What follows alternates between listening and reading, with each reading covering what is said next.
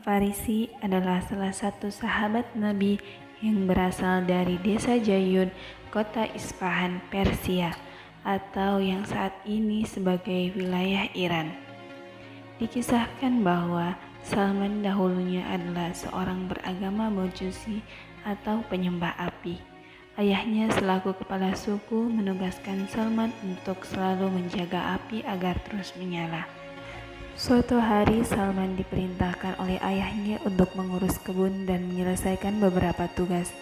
Di tengah perjalanan, Salman melewati sebuah gereja.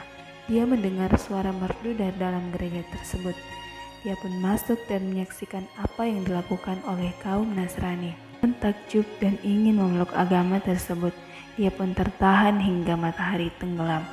Seketika itu, Salman menanyakan asal-usul agama tersebut yang ternyata berasal dari negeri Syam.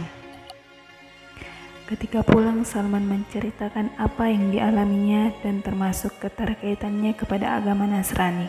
Sang ayah lantas marah. Ia bersikeras bahwa agama Majusi adalah agama nenek moyangnya yang lebih baik. Namun Salman menegaskan bahwa agama Nasrani itu lebih baik dari Majusi. Karena pendiriannya itu, ayahnya kemudian mengancam dan merantai kedua kakinya serta mengurungnya di kamar. Namun hal itu tak lantas menyurutkan langkah Salman untuk melanjutkan pencariannya akan kebenaran. Ia lantas mengirim pesan ke kaum Nasrani agar memberi kabar jika pedagang dari Syam itu kembali ke negerinya. Setelah rombongan itu bersiap kembali ke Syam, Salman melepaskan rantai dari kakinya dan berhasil kabur dari rumah. Berangkatlah ia menuju Syam bersama kafilah dagang dari Syam yang singgah di daerahnya. Saat di Syam, ia bertanya dan mencari sosok yang paling alim di antara orang dari agama mereka. Mereka kemudian menunjuk pada seorang pendeta di dalam gereja. Salman kemudian mendatangi sang pendeta dan berkata bahwa ia menyukai agama Nasrani dan akan berkhidmat di gereja. Namun, Salman menemukan sesuatu yang buruk dari pendeta itu. Salman bercerita bahwa pendeta itu memerintahkan kaumnya untuk membayar sedekah, namun ia hanya menyimpannya bagi dirinya sendiri dan tidak memberikan kepada orang-orang miskin. Salman yang membenci perbuatan sang pendeta, hingga akhirnya sang pendeta meninggal.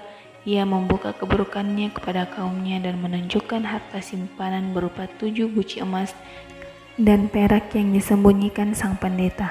Kaumnya lantas enggan menguburkan sang pendeta dan mencaci maki.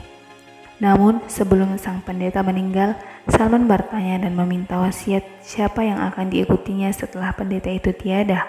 Sang pendeta kemudian menunjuk kepada seorang pendeta di Mosul, kota besar di barat laut Irak. Salman pun mendatanginya dan tinggal bersama dengan orang yang berpegang pada ajaran Nasrani seperti pendeta sebelumnya. Ketika ajal mendatangi pendeta itu, Salman kemudian meminta kepadanya wasiat untuk mengikuti orang lain yang berada di atas agama yang sama. Pendeta itu kemudian menunjuk pada seorang laki-laki di Nasibin, sebuah kota di tengah perjalanan antara Mosul dan Syam, bernama Fulan bin Fulan. Hal serupa kembali terjadi.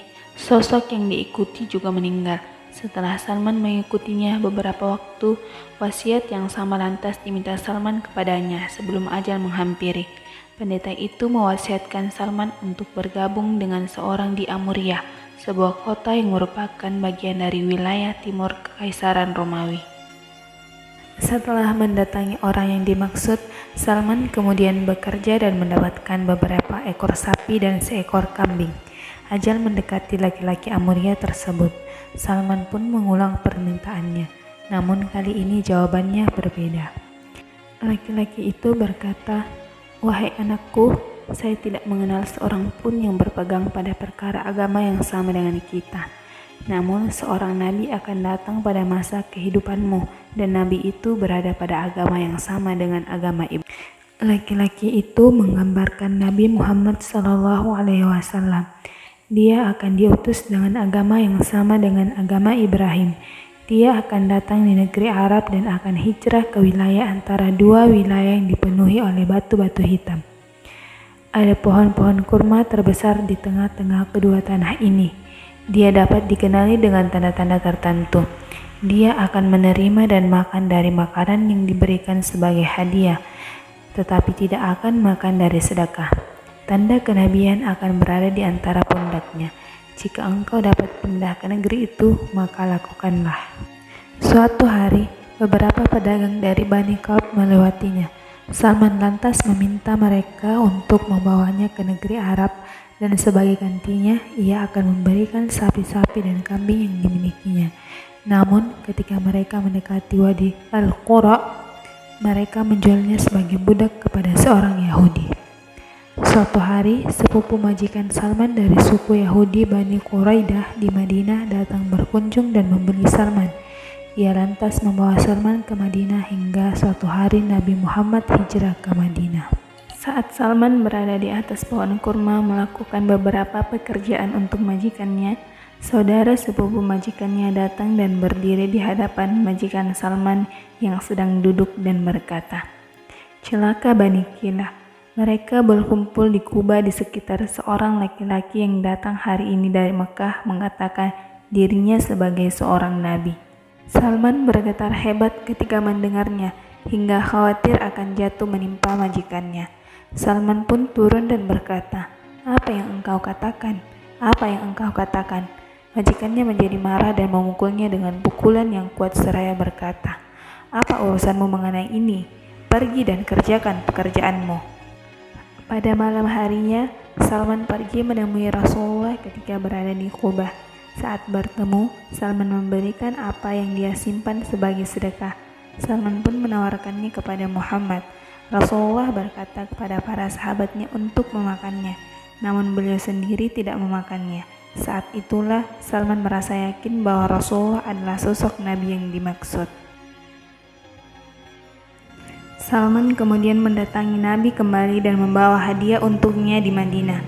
Ia mengatakan kepada Nabi bahwa dirinya tidak melihat Nabi memakan makanan dari sedekah.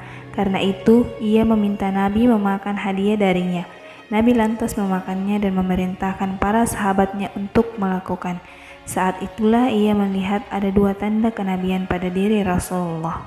Pada pertemuan ketiga, Salman datang ke Baitul Gharqad, tempat pemakaman para sahabat Nabi, yang mana saat itu Nabi tengah menghadiri pemakaman salah seorang sahabatnya. Saat itu Salman menyapanya dengan sapaan Islam, "Assalamualaikum," dan kemudian berputar ke belakangnya untuk melihat tanda kenabian yang digambarkan kepadanya.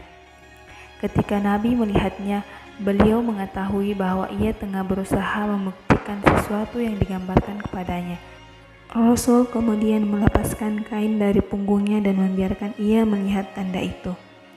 Seketika itu Salman langsung memeluk beliau sambil menangis. Akhirnya Allah Subhanahu wa Ta'ala mempertemukannya dengan Rasulullah. Salman kemudian dipanggil menghadap Rasul dan duduk di hadapannya. Salman lalu menceritakan kisah perjalanannya yang membuat Rasul menjadi takjub. Setelah itu Salman pun masuk Islam dan mengucapkan kalimat syahadat, "Asyhadu an la ilaha illallah wa asyhadu anna Muhammadar Rasulullah." Itulah sepenggal kisah perjalanan Salman Al-Farisi dalam mencari hidayah. Semoga dapat menjadi pelajaran bagi kita semua. Sekian dan terima kasih. Assalamualaikum warahmatullahi wabarakatuh.